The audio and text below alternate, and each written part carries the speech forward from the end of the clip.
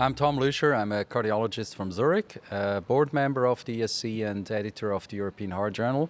And I'm talking here in Amsterdam at the annual Congress of our society with Professor Keith Fox, chairman of the program committee. Welcome, Keith. Thanks, Tom.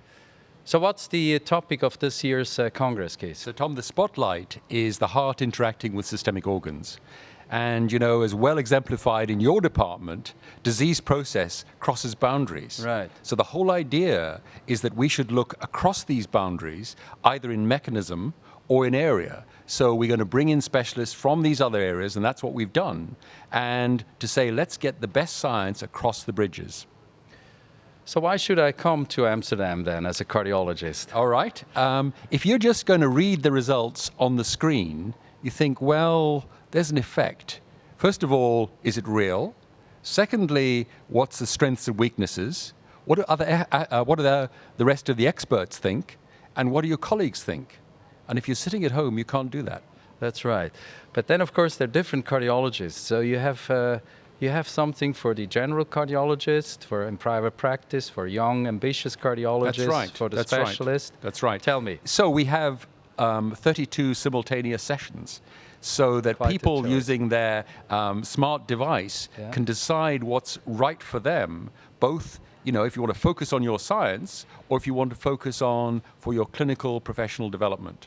So if I'm a cardiologist in general practice, what's interesting for me? What you want is what's going to change in terms of acute treatment strategy, secondary prevention, the long-term treatment. These are the things that are going to change your practice from this Congress. And where can I learn that? First of all, the hotlines. Yes. Because there's really innovative hotlines in thrombosis, in intervention, in heart failure, and also in prevention. What about guidelines? 4 new guidelines in this Congress. You know, in terms of hypertension, stable coronary artery disease, diabetes, pacing. So these are going to change practice as well. And people can then ask the panel, the guideline developers, you know, is that right? Challenge them. You also introduced some new features. I saw the hot seat over here. Tell me how this works. Okay, so in the center of the Congress is the hub.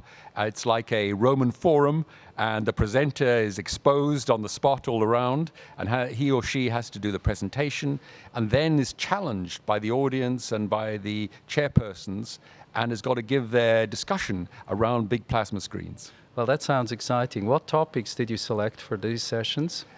These are a range of topics, some clinical topics, some hotline-related topics. So it's really a spectrum. Right. Any other new aspects of the Congress? There's a lot of new aspects, all the way down to the fact that we have medical students who wanted to come to the Congress, and I've said that they can be reviewers of sessions, and they're going to be reviewing live on Facebook and Twitter to all their colleagues and friends. And we just get a copy. All right. Oh, good. So if it's exciting, they're going to tell their friends. All right. So the young cardiologists are really a new group that the ESC takes particular care of because it's a new generation. Absolutely. So what's in for them? So the young cardiologists have their own sessions, deciding on their own programs, their own prizes, and you know they are steering the development for the future. But the new innovation is the young scientists of tomorrow. Yes. And that's what we're starting now in the Congress. So we want to really have an integration of basic science, clinical research, and its application. Exactly. Right. Exactly. So let's talk a little bit about the attendance. We're in a new environment. How is the attendance? Well, I was told as program chair coming into this that in the current environment, it may be less. Actually, as of yesterday, before the Congress, we had 28,000 people already registered, about 2,000 more than all of last year. So it's great. So that's great. So you have to do it for the next 10 years, please. I don't think so. Well, thank you very much for this discussion, and I hope we could motivate people to really come to our congresses now and in the future. Thanks, Tom. Thank you. ESC Congress 365 is your free access to ESC Congress content all year long.